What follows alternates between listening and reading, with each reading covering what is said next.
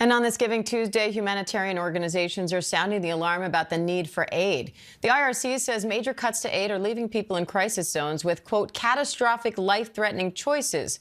Now the organization's urging donors to use Giving Tuesday to help humanitarian causes.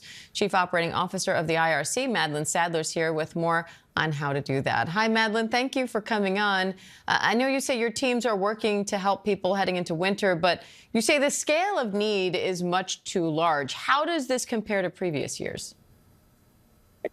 It's a really tough time for our clients right now, Diane. We are very concerned about the situation in many different countries. We work in 40 different, very crisis-riven countries across the world. We work in Sudan, we're working in Gaza, and we're seeing, I just spoke to our country director in Gaza, we saw 13,000 families having their tents swept away in the last couple of days with very cold driving rain in Gaza, for example. And in Sudan, there are so many millions of people on the move that really need the support and help of organizations like ours right now.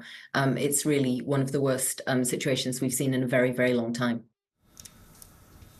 The IRC says it has 30 tons of medical equipment and hygiene products ready to give Gaza, but that it's being held up by Israel. Officials there say an average of 600 to 800 trucks full of food, shelter, supplies are entering Gaza daily. How many do you need to actually meet the needs of the people there? It's about a massive increase in the number of trucks that we need to see come over, and it's also the quality of what we see come into the Gaza Strip. Again, I just had a conversation where we are seeing a lot of commercial trucks coming in, but they're bringing in things for the markets that aren't of nutritional value in the way that we need for a population that has really been facing famine for many, many months.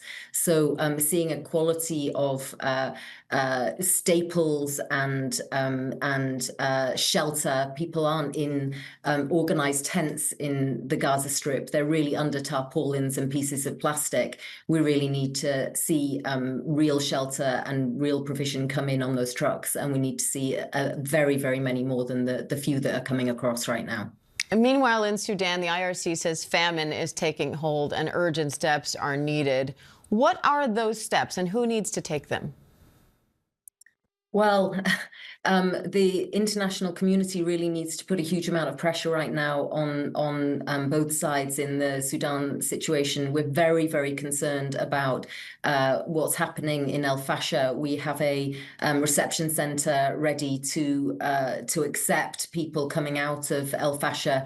200,000 people are unaccounted for, having left the city after the siege, but they are not turning up. So it's really about access. It's about really negotiation and diplomacy right now. The only hope for these clients is A, if we can get to them, and B, if we can try and get this conflict into some kind of ceasefire status. And you say the dismantling of U.S. aid is having a major impact on all of this. How are your teams operating without that funding? With some difficulty. We know that in the world right now, there are 300 million people in need of humanitarian aid. And this is the year where we have seen not just the US government, but other institutional donors really step back from foreign aid obligations.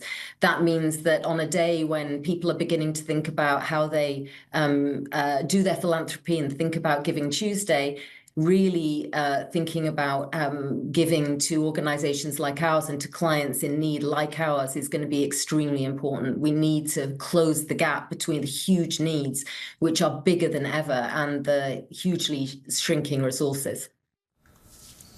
All right, Madlin Sadler, thank you.